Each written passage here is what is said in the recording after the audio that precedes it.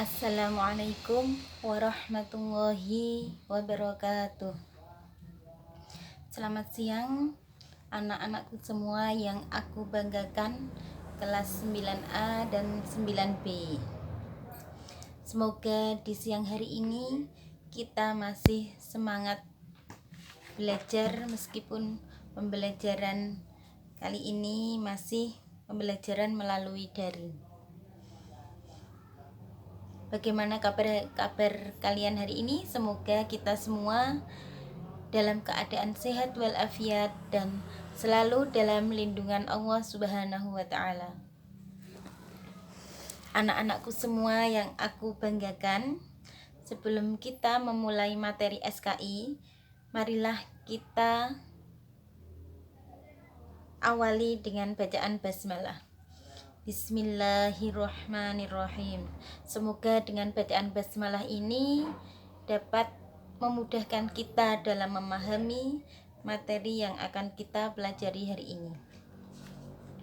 Untuk materi SKI, karena kita sudah mempunyai modul, kita masih dalam bab yang pertama dengan judul Sejarah Masuknya Islam di Nusantara.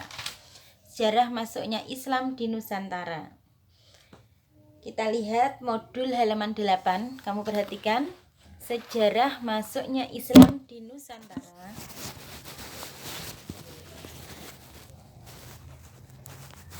Sejarah masuknya Islam di Nusantara itu ada 4 teori. Yang pertama, teori Gujarat, kemarin sudah saya jelaskan, mengatakan Islam masuk ke Indonesia pada abad ke-13 Masehi. Yang kedua, teori Mekah mengatakan Islam masuk ke Indonesia pada abad ke-7 Masehi. Itu bisa diperhatikan siapa tokohnya, siapa pendukungnya. Untuk teori Mekah, tokohnya adalah Hamka, pendukungnya Van Laur, T.W. Arnold, dan Harry W. Hazard. Buktinya itu ada 3. Yang ketiga, teori Persia mengatakan Islam masuk di Indonesia pada abad ke-13 Masehi. Halaman 9, tokohnya P. Husain Jayadiningrat, pendukungnya Umar Amir Hussein. Itu teori Persia. Sedangkan teori Cina mengatakan Islam masuk ke Indonesia pada abad ke-7 Masehi. Tokohnya adalah Sumanto Al-Qurtubi. Itu diperhatikan ya. Jadi 4 teori ini, yang 2 mengatakan Islam masuk di Indonesia pada abad ke-13 Masehi, yang kedua lagi Islam masuk ke Indonesia pada abad ke-7 Masehi. Yang mengatakan 13 Masehi yaitu teori Gujarat atau teori India dengan teori Persia. Yang mengatakan masuk Indonesia pada abad ke-7 Masehi yaitu teori Mekah sama teori Cina. Sekarang kita masuk pada materi yang kedua, yaitu cara pengislaman masyarakat Nusantara atau cara masuknya Islam di Nusantara atau di Indonesia. Yang pertama, melalui jalur perdagangan, dilihat modulnya halaman 19. Yang kedua, melalui jalur politik. Yang ketiga, melalui jalur perkawinan. Yang keempat, melalui jalur pendidikan. Dan yang kelima, melalui jalur tasawuf. Yang keenam, melalui jalur budaya dan seni. Itu materi kemarin yang sudah saya jelaskan. Sekarang kita masuk ke poin yang D, halaman 13. Faktor yang menyebabkan Islam mudah diterima di Nusantara. Faktornya ini ada banyak, ada 6 ya.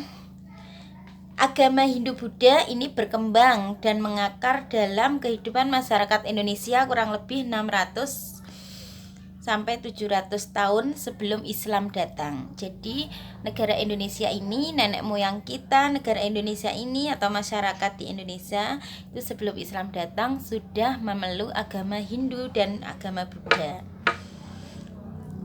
Dan apa yang menyebabkan Islam mudah berkembang di Indonesia sampai sekarang?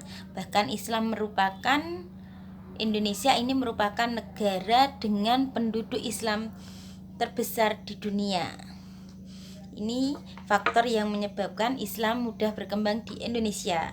Yang pertama, itu diperhatikan halaman 13, modulnya dibuka. Untuk masuk agama Islam syaratnya tidak berat atau syaratnya mudah, yaitu cukup hanya mengucapkan 2 kalimat syahadat, asyhadu alla ilaha illallah wa asyhadu anna muhammadar rasulullah. Itu dengan mengucapkan 2 kalimat syahadat dengan ada saksinya, itu sudah bisa dikatakan masuk agama Islam. Tidak seperti agama yang lain dengan syarat yang sangat banyak dan syarat yang begitu rumit. Jadi menjadikan agama Islam mudah diterima masyarakat Indonesia.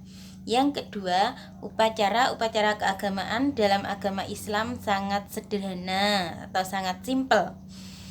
Di antaranya seperti upacara kematian. Kalau orang Islam meninggal dunia, diapakan? Dimandikan, dikafani, disolatkan, terus dimakamkan. Kalau orang agama Hindu itu ada yang dibakar, namanya istilahnya kalau di Bali ngaben. Itu nunggu beberapa hari dan membutuhkan dana yang begitu banyak.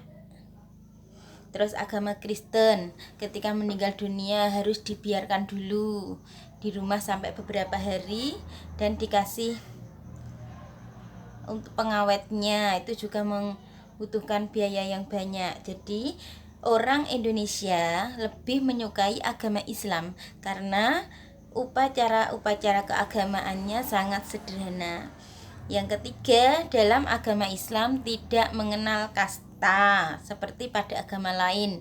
Di agama lain ada namanya kasta Brahma, ada kasta Waisya, dan ada kasta Sudra, orang kaya dengan orang kaya, golongan raja dengan raja, golongan orang miskin dengan orang miskin. Kalau di agama Islam itu tidak ada tingkat-tingkatan.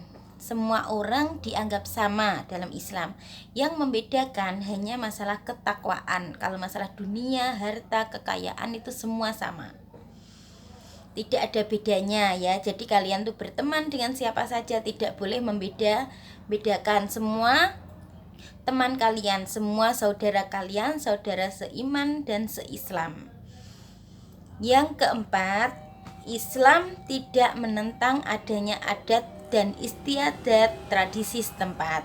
Maksudnya ketika Islam datang, seperti penyebaran Islam yang dilakukan oleh Sunan Kalijogo, karena masyarakat Indonesia, khususnya masyarakat Jawa, menyukai kesenian wayang. Maka Sunan Kalijogo menyebarkan agama Islam tanpa menghilangkan kesenian wayang, tapi tetap mengadanya kesenian wayang dan dimasuki ajaran agama Islam. Jadi penyebaran Islam tidak menentang adat istiadat atau tradisi setempat yang sudah ada. Itu diantara yang menyebabkan Islam mudah berkembang di Indonesia atau diterima masyarakat Indonesia. Yang kelima, penyebaran agama Islam dilakukan dengan cara damai.